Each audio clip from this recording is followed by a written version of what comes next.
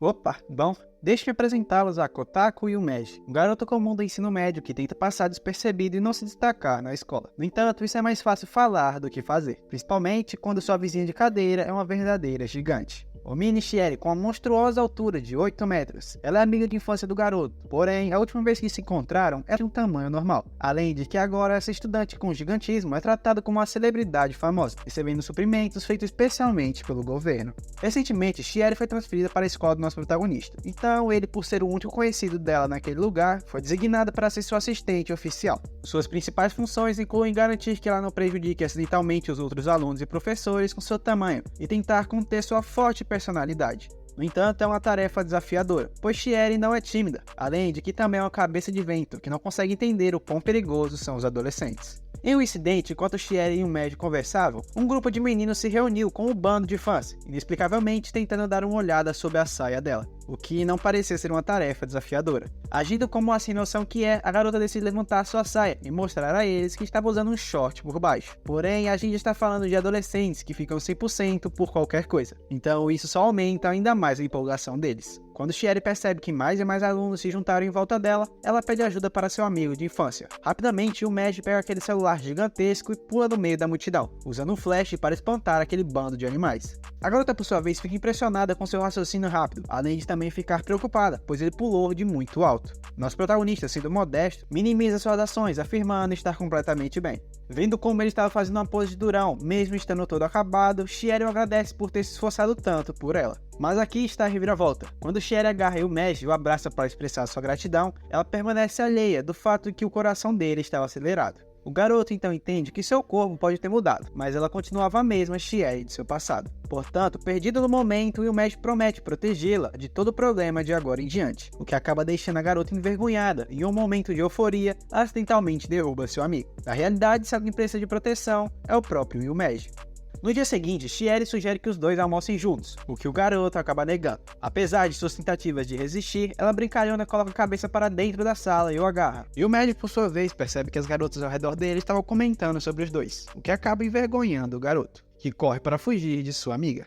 Depois de algum tempo correndo, nosso protagonista pode finalmente se acalmar, ou era o que ele achava, pois Shieri começa a persegui-lo sem parar pelo campus. Mas por conta de seu monstruoso tamanho, o Meiji consegue escapar por dentro da escola. Eventualmente, ele se esconde no banheiro masculino, mas nem mesmo isso intimida Shieri. Ela o persegue escalando implacavelmente as paredes da escola, sem nem se importar com as pessoas ao seu redor. No entanto, quando ela estica seu braço para pegá-lo, o Meiji nota vários curativos nos dedos da garota. Essa observação o faz parar de fugir e concordar em almoçar com ela no telhado. Já no local, Shieri preparou um bentô para Yumeji, enquanto ela mesma tinha uma marmita de pedreiro preparada pelo governo. Quando nosso protagonista questiona o porquê dela não ter feito um bentô caseiro para ela mesma, a garota tenta desconversar. Com isso, Yumeji percebe que Shieri gastou todos os ingredientes tentando fazer a comida dele. Então, ele não tem escolhas a não ser oferecer uma parte do seu para que os dois dividam. Shieri aproveita essa oportunidade e finge estar com o dedo doente, pedindo assim para que Yumeji dê a comida na boca dela. Embora o garoto se sinta extremamente envergonhado, ele concorda em mimar ela dessa vez. Porém, ao fazer isso, a garota acorda completamente, a ponto de nem conseguir sentir mais nada.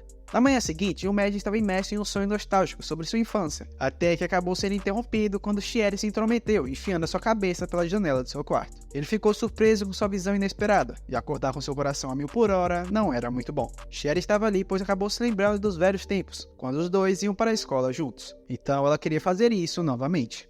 Relutante, o Meiji se preparou e pulou em seu ombro, o que acabou sendo uma experiência emocionante. Além do fato de seu cabelo ser muito cheiroso, ele acaba sucumbindo à sua imaginação adolescente, fingindo que a garota era um robô gigantesco enquanto eles caminhavam pela cidade. Durante a viagem, ele se depara com uma senhora idosa lutando para atravessar a rua. Despreocupadamente, Shieri abriu o caminho levantando o carro, assustando o motorista e permitindo que a vovozinha cruzasse com segurança. A velha senhora agradece a menina por sempre a ajudar, o que faz o Meiji perceber que ela fazia isso todo dia. Na verdade, Shieri parecia ajudar qualquer um que encontrasse com problemas, e os pedestres retribuíam com um amor incondicional. Essa revelação fez Yumeji também perceber que Shieri não era pouca coisa. Ela desviava do seu caminho sempre que alguém precisasse de ajuda, e todos na cidade a respeitavam por isso. No entanto, a natureza heróica de Shieri foi testada, quando o ladrão passou rasgando com tudo em sua Pop 100, roubando da bolsa de uma mulher no caminho. Em um movimento rápido, a garota jogou Yumeji entre seus peitos para protegê-lo, já que agora o bicho vai pegar. Com isso, ela disparou em direção do ladrãozinho. No meio do caminho, tinha uma ponte que a garota pulou facilmente, como se fosse um pequeno obstáculo de corrida. E em instantes, ela interceptou e prendeu o ladrão, recuperando a bolsa roubada antes de entregá-la à polícia. A essa altura, eles estavam bastante atrasados para a escola, mas Chieri, tendo gasto de energia considerável salvando uma parte significativa da cidade, merecia uma pausinha para se refrescar. Enquanto eles estavam à beira do rio para pegar um ar, Yumeji questiona se ela fazia essas coisas todos os dias, ao que Chieri responde que não era nada demais. Com esse corpo grande, ela agora conseguia ver essas coisas com bem mais facilidade, e ela não pôde ignorar as pessoas em apuros. Com isso, a garota também afirma que não fazia pelos outros, só estava fazendo isso por si mesma. Foi então que ela relembrou do passado de quando não conseguia fazer nada sem a ajuda de Yumeji. Chieri confessou que amava seu gigantismo, principalmente quando comparada com a sua antiga e fraca versão. Ao relembrar do seu passado, a garota também se lembrou de quando Yumeji chamava a si mesmo de seu príncipe, sempre que a ajudava. Com isso, ela também assume que não era feliz por ser fraca, mas era extremamente feliz quando ele a protegia. E claro que isso não mudou mesmo hoje. Então, brincando, ela pediu para que seu príncipe acareasse seu cabelo, assim como fazia quando eram pequenos. E o Yumeji, lutando para manter a compostura, estava visivelmente perturbado. No entanto, quando ele vai em direção do cabelo da garota, ela simplesmente diz que estava apenas brincando. Com isso, ela começou a rir de sua cara avermelhada, enquanto insinuava que seu coração estava acelerado por conta disso. Mas a verdade é que Chieri estava bem mais vermelha do que um pimentão. Ao retornar para a escola, Chieri se torna a estrela brilhante da aula de atletismo durante a educação física. Não é particularmente surpreendente considerar que suas pernas têm o triplo do comprimento de uma pessoa comum. Enquanto isso, Yumeji observava de longe, mas acontece que por estar distraído no campo, acaba levando uma bolada na cara. Chieri, por sua vez, começa a rir sem parar de sua cara vermelha. Ela se questionava para onde ele estava olhando para perder sua concentração dessa forma. Porém, é claro que o garoto não podia contar que estava de olho nela. Bom, tirando isso, a garota comenta que conquistou o primeiro lugar na corrida de 50 metros. Yumeji hesitou em elogiá-la, pois seus colegas já tinham feito isso até demais. Com isso, Chieri conseguiu entender que ele estava prestando atenção nela e por isso levou uma bolada. Os dois então começam a se lembrar de quando eles viviam brincando quando criança. Chieri afirma de forma brincalhona que sempre foi melhor que ele em atividades físicas, o que Yumeji não liga muito. Então, fazendo birra para o garoto prestar atenção nela, ela rouba a toalha que ele ia se enxugar, e se ele a quisesse de volta, deveria subir e pegá-la. Inicialmente é tudo divertido, mas quando Yumeji começa a subir, Chieri percebe repentinamente que ainda está suada da aula de educação física. O pânico toma conta dela e ela tenta desesperadamente se livrar dele, rolando ao redor, eventualmente desistindo e entregando a toalha, fazendo o garoto se questionar qual era o problema dela. O que Chieri responde admitindo sua preocupação em estar cheirando mal por conta do suor. Yumeji, por sua vez, a tranquilizou, dizendo que todo mundo transpirava, fora que isso era como um sinal de seu esforço. Com isso, ele a parabeniza por sua vitória em primeiro lugar com um largo sorriso.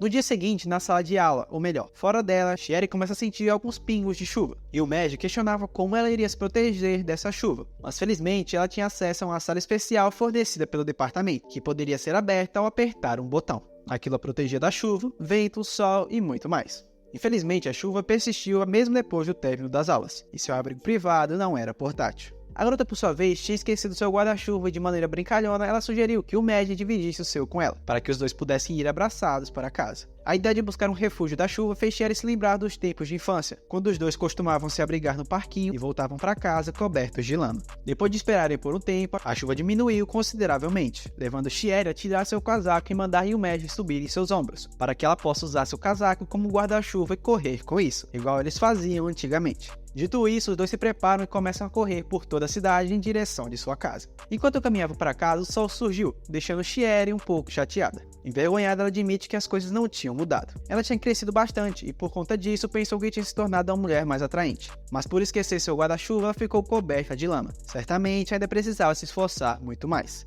No entanto, Yumeji nega, afirmando que ela já era muito atraente aos seus olhos. Essa confissão acaba gerando um certo clima, fazendo os dois ficarem se encarando sem dizer uma única palavra. Esse belo momento perfeito para uma declaração infelizmente foi interrompido quando o garoto repentinamente agiu como uma criança e a chamou de montanha-russa humana, coisa que ele achava muito atraente nela. E bom, encarando o garoto, Chieri grita que ele era uma criança idiota. Como uma forma de se vingar, ela levanta sua saia sobre a cabeça de Yumeji, enquanto a tosse, fazendo o garoto ficar completamente encharcado. Com isso, não restavam opções a não ser os dois irem para a casa de Chieri e se secarem.